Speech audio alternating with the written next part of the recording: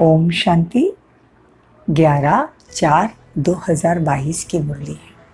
ज्ञान के सागर, आनंद के सागर शिव परमात्मा कहते हैं, मीठे बच्चे, तुम्हारी बुद्धि में सारा दिन सर्विस के ख्यालात चलने चाहिए। तुम्हें सबका कल्याण करना है, क्योंकि तुम हो अंधों की लाठी। प्रश्न है, उच्च पद पाने के लिए मुख्य कौन सी धारणा चाहिए?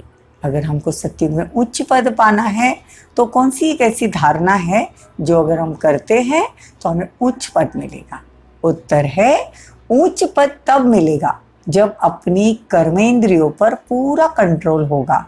अगर कर्मेंद्रिया वश में नहीं, चलन ठीक नहीं, बहुत अधिक तमन्नाएं हैं, हवच है मतलब लालच है, तो ऊंच पद से वंचित हो जाएंगे। उच्च पद पाना है तो माता पिता को पूरा फॉलो करो, कर्मेंद्रिया जीत बनो। गीत है, नयनहीन को राह दिखाओ प्रभु। ओम शांति। प्रदर्शनी के लिए यह गीत बहुत अच्छा है। ऐसे नहीं प्रदर्शनी में रिकॉर्ड नहीं बजाए जा सकते, इस पर भी तुम समझा सकते हो, क्योंकि पुकारते तो सब है, परंतु यह नहीं जानते कि जाना कहाँ है और कौन लेके जाएगा। जैसे कि ड्रामा अथवा भावी वश भक्तों को भक्ति करनी है। जब भक्ति पूरी होती है तभी तो बाप आते हैं। कितना दर दर भटकते थे, देखो हम भी कितना दर दर भटकते थे ना, भगवान को ढूंढते थे, लेकिन बाबा कहते वो तो ड्रामा में नून था, अभी मैं आ गया हूँ। आधा कल्प तुम रावण राज्य में भटके हो, अब बाबा आकर रावण राज्य से छुड़ाए राम राज्य में ले जाते हैं। ये दुनिया नहीं जानती कि आपे ही पूज्य, आपे ही पुजारी। यह महिमा किसकी है? हमारी तो महिमा है, हम ही पूज्य बनते हैं और हम ही द्वापर से पुजारी बनते हैं। पहले हम 16 कला संपूर्ण पूर्ण पूज्य थे, फिर 2 कला कम हो जाती है तो सेमी कहेंगे, फुल पूज्य, फिर 2 कला कम होने से सेमी पूज्य। जो तुम जानते हो, पुजारी से पूज्य बन रहे हो, फिर सेमी पूज्य बनेंगे। अब इस कलयुग के अंत में हमारा पुजारी पने का पार्ट खत्म होता है। पूज्य बनाने के लिए बाबा को आना है। अब बाबा विश्व का मालिक बनाते हैं। विश्व तो यह भी है, वह भी है। वहाँ मनुष्य थोड़े होते हैं, वहाँ मतलब सतयुग में। अब बाबा विश्व का मालिक बनाते हैं। विश्व तो यहाँ भी है और वहाँ भी है, तो बाबा कहते हैं वहाँ एक धर्म होगा, अनेक धर्म होने से हंगामा हो जाता है। अब भगवान आए हैं तो लायक बनाने के लिए, तो जितना बाबा को याद करेंगे उतना अपना ही कल्याण करेंगे। देखना है कि कल्याण करने का कितना शौक रहता है। हमको अपने को देखना है कि हमको दुनिया में, विश्व में सबका कल्याण करने का कितना शौक है, मतलब सर्विस का कितना शौक है। भारत को अब स्वर्ग बनाना है। रात दिन यही बातें बुद्धि में होनी चाहिए कि कैसे हम सर्विस करें, कैसे अंधों की लाठी बने। सत्ययुग जो था वो संपूर्ण निर्विकारी था, यह है विशेष वर्ल्ड। हाँ, बाबा तो स्वर्ग बनाते हैं, तो उनके लिए क्या क्या कहते हैं बाबा? अभी तुम जानते हो बाबा हमको कितना ऊंच बनाते हैं, कितनी अच्छी शिक्षा देते हैं। यह तो सच्चा सच्चा सत्संग है, बाकी सब झूठ सत्संग है। ऐसा कोई फिर परमपिता परमात्मा आकर विश्व का मालिक बनाते हैं। बाप समझाते हैं, बच्चे तुमको अब अंधों की लाठी बनना है। जो खुद ही सज्जे नहीं, वो औरों की लाठी क्या बनेंगे? भल करके ज्ञान का विनाश नहीं होता। एक बारी माँ बाप कहा तो कुछ न कुछ मिल जाता है। माँ बाप मतलब शिव बाबा को एक बार भी याद करेंगे ना तो भी सत्युग में आएंगे। लेकिन उच्च पद पाना है तो अपने कर्म इंद्रियों पर कंट्रोल रखना पड़ेगा। बाबा कहते हैं जितना तुम उच्च पद पाएंगे तुम्हारी प्रारब्ध भी ऊंची होगी, लेकिन बिगर पुरुषार्थ तो कुछ नहीं होगा। बिगर पुरुषार्थ तो पानी भी न मिले, इसको कर्म क्षेत्र कहा जाता है। या कर्म बिगर मनुष्य रह नहीं सकते। कर्म संन्यास कहना रॉन्ग है। अरे हम श्वास भी लेते हैं तो ये भी तो कर्म करते हैं ना, तो बाबा कहते हैं कि ये यहाँ तो बहुत हठ योगी भी है। बाबा कहते हैं हम मुक्ति धाम में जाएंगे अथवा सुखधाम में जाएंगे, दोनों ही पास्ट हो गए। भारत सुखधाम था, अब नरक है तो नरकवासी कहेंगे। कहते ना, खुद कहते हैं फलाना स्वर्गवासी हुआ। अच्छा, तुम तो नरक में हो ना, हेवन के अगेंस्ट हेल। हेवन मतलब स्वर्ग, हेल मतलब नरक। अनेक बार तुम विश्व के मालिक बने हो, फिर अब बन रहे हो। दुनिया में किसी को पता ही नहीं, तुम्हारे में भी कोई समझते हैं। इस खेल से कोई छूट नहीं सकता। दुनिया वाले कहते हैं मोक्ष चाहिए, लेकिन मोक्ष किसी को नहीं मिलता। एक जन्म के लिए तो भी नीचे आना ही पड़ता है। जब दुखी होते हैं तो बाबा कहते हैं अच्छी रीति पुरुषार्थ करो, माँ बाप को फॉलो करो तो अच्छा पद मिलेगा। अपनी चलन को सुधारो। बाप तो राह बताते हैं, फिर उस पर क्यों नहीं चलते हो। जास्ती तमन्नाएं नहीं रखनी चाहिए। यज्ञ से जो कुछ मिले वो खाना चाहिए, और ज्यादा लालच भी नहीं होनी चाहिए। कर्म इंद्रियों को वश में करना चाहिए, तो उच्च पद पाएंगे। तुम हो शिव बाबा के परिवार के। शिव बाबा के लिए तो फिर कहते हैं ना, शिव बाबा के ऊपर तो कोई नहीं, और सबके ऊपर कोई ना कोई है। 84 जन्म दादा मतलब ब्रह्मा बाबा ने लिए। शिव बाबा है रचता, अब नई रचना रच रहे, अर्थात पुरानी को नया बना रहे। मतलब ये पुरानी दुनिया को नई दुनिया सतयुग बनाने आए हैं। तुम जानते हो हम सावरे से गोरे बन रहे हैं। स्वर्ग में कृष्ण है नंबर 1, फिर लास्ट में उनका ही जन्म 84वां जन्म ये ब्रह्मा, फिर यही पहला नंबर लेता है। पूरे 84 जन्म कृष्ण ने लिए। सूर्यवंशी संप्रदाय ने पूरे 84 जन्म लिए हैं। बाकी जो धर्म स्थापक आते वो द्वापर से आते, लेकिन हम आत्माएं ने पूरे 84 जन्म लिए। बाप कहते हैं जो कृष्ण का पहला नंबर था, उसके अंतिम जन्म में मतलब ब्रह्मा बाबा के तन में मैं प्रवेश कर कर ये पूरा ज्ञान सुनाता हूँ कि कैसे सतयुग है, कैसे त्रेता युग है, द्वापर, कलयुग, हाँ, कैसे ये सृष्टि का विनाश होकर मैं सतयुग की स्थापना कर रहा हूँ। ये सब ज्ञान भगवान देते, ये ज्ञान शास्त्रों में नहीं मिलेगा।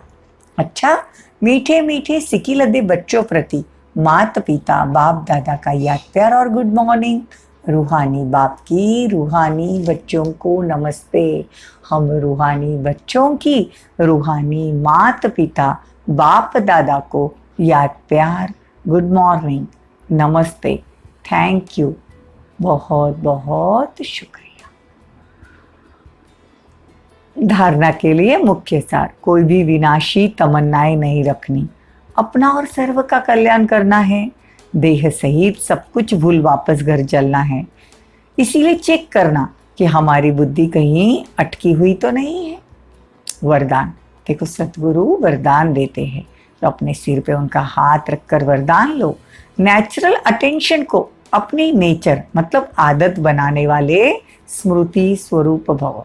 नेचुरल नेचर होनी चाहिए। नेचुरली हमारी याद भगवान की आनी चाहिए। तो वो बाबा कहते हैं ये आदत डालो। अगर आदत है ना तो वो इंसान वो नेचुरली वो काम करता है। सेना में जो सैनिक होते हैं वो कभी अलबेले नहीं रहते, सदा अटेंशन में अलर्ट रहते हैं। आप भी पांडव सेना हो, इसमें जरा भी अलबेलापन ना हो। अटेंशन एक नेचुरल विधि बन जाए। कई अटेंशन का भी टेंशन रखते हैं, लेकिन टेंशन की लाइफ सदा नहीं चल सकती। इसलिए नेचुरल अटेंशन अपनी नेचर बनाओ। अटेंशन रखने से स्वतः ही स्मृति स्वरूप बन जाएंगे। विस्मृति की आदत छूट जाएगी। भगवान से कंटिन्यू निरंतर याद भी नेचुरल नेचर हो जाएगी। स्लोगन, स्वयं का टीचर स्वयं बनो तो सर्व कमजोरियां स्वतः ही समाप्त हो जाएगी। स्वयं का टीचर स्वयं बनो तो सर्व कमजोरियां स्वतः ही समाप्त हो जाएगी। मातेश्वरी जी के अनमोल महावाक्य। पहला पॉइंट, याद का ताल्लुक मतलब संबंध ज्ञान से है। ज्ञान बिना याद यथार्थ नहीं रह सकती। अगर हमको ज्ञान ही नहीं कि परमात्मा ज्योतिर्बिंदु है, कहाँ रहता है, कैसा है, वो आया हुआ है, अगर ज्ञान ही नहीं है तो हम भगवान की याद भी नहीं कर सकते। इसलिए पहले पहले मनुष्य को अपनी सुखी जीवन बनाने के लिए कौन सी मुख्य पॉइंट बुद्धि में रखनी चाहिए? पहले तो ये मुख्य बात समझने की है कि परमात्मा बाप ही हम परमात्मा हम आत्माओं का बाप है। उसकी याद हर समय श्वासोश्वास उपस्थित रहे, उस अभ्यास में रहने की पूर्ण रीति से कोशिश करनी है। अब श्वासोश्वास का मतलब लगातार बुद्धि का योग परमात्मा से हो, निरंतर अटूट प्यार हो। अटूट अजपा याद कहा जाता ना है, मुख से कोई बाबा बाबा नहीं कहना है या शिव शिव नहीं जपना है, लेकिन परमात्मा के साथ बुद्धि का योग रहे। दूसरा पॉइंट, सृष्टि की आदि कैसे होगी, मतलब सृष्टि सतयुगी आदि कैसे होगी। मनुष्य पूछते हैं परमात्मा ने सृष्टि कैसे रची, आदि में कौन सा मनुष्य रचा, अब उसका नाम रूप समझना चाहते हैं। तो पर बाबा कहते हैं कि सबसे पहले मैंने सतयुग की सृष्टि रची, तो सतयुग की सृष्टि में आदि ब्रह्मा को रचा, मतलब ब्रह्मा बाबा को रचा। तो पहले आदमी ब्रह्मा रचा। तो जिस परमात्मा ने सृष्टि की आदि की है वो अवश्य परमात्मा ने सृष्टि रची है, तो वो अपना पार्ट बजाएगा। वही ब्रह्मा श्री कृष्ण सतयुग का पहला प्रिंस बनता है। तो बाबा कहते हैं वही कृष्ण बनता है, उसके तन द्वारा ही देवता धर्म की स्थापना होती है। तो श्री कृष्ण फिर अंतिम जन्म में ब्रह्मा बनता है। ऐसी सृष्टि नियम से चलती है। तो देखो बाबा कहते हैं कि पहले तुम ब्रह्मा वंशी बने, फिर शिव वंशी बनते हैं। हम सच्चे ब्राह्मण हैं ना, तो भगवान से ज्ञान लेकर पवित्र बनना चाहिए। तीसरा पॉइंट, ओम शब्द का यथार्थ अर्थ। देखो दुनिया वाले तो ओम का जाप करते हैं। जब हम ओम शांति शब्द कहते हैं तो पहले पहले ओम शब्द के अर्थों को पूर्ण रीति समझना चाहिए। ओम का अर्थ बहुत लंबा चौड़ा ओम बोलना, ओमकार से आवाज करना ये नहीं है, परंतु वास्तव में ओम का अर्थ कोई लंबा चौड़ा नहीं है। अपने को स्वयं परमात्मा ओम का अर्थ बहुत सरल रीति से समझाते हैं। ओम का अर्थ है मैं आत्मा हूँ और मेरा असली धर्म शांत स्वरूप है। अब इस ओम के अर्थ में उपस्थित रहना है, तो ओम का अर्थ मैं आत्मा परमात्मा की संतान हूँ। मुख्य बात यह हुई कि ओम के अर्थ में सिर्फ टिकना है, मुख से उच्चारना नहीं। ओम को कहा है, ओम का अर्थ है उस स्वरूप में, उस स्थिति में रहना कि मैं आत्मा शांत स्वरूप हूँ। ओम शांति। सभी अलर्ट होकर बैठ जाएंगे और अपने को भ्रुकुटी में आत्मा देखेंगे और इस आत्मा से, मतलब मेरी भ्रुकुटी से एक सफेद प्रकाश निकल रहा है और पूरा प्रकाश सफेद सफेद पूरे शरीर में फैल रहा है। देखो अपने आप को। आज हम फरिश्ता स्थिति का अभ्यास करेंगे। अपने शरीर के 1.5 फीट पे एक आकारी शरीर रहता है, लाइट का शरीर, उसको हम बाहर निकालेंगे, जिसको फरिश्ता कहते हैं।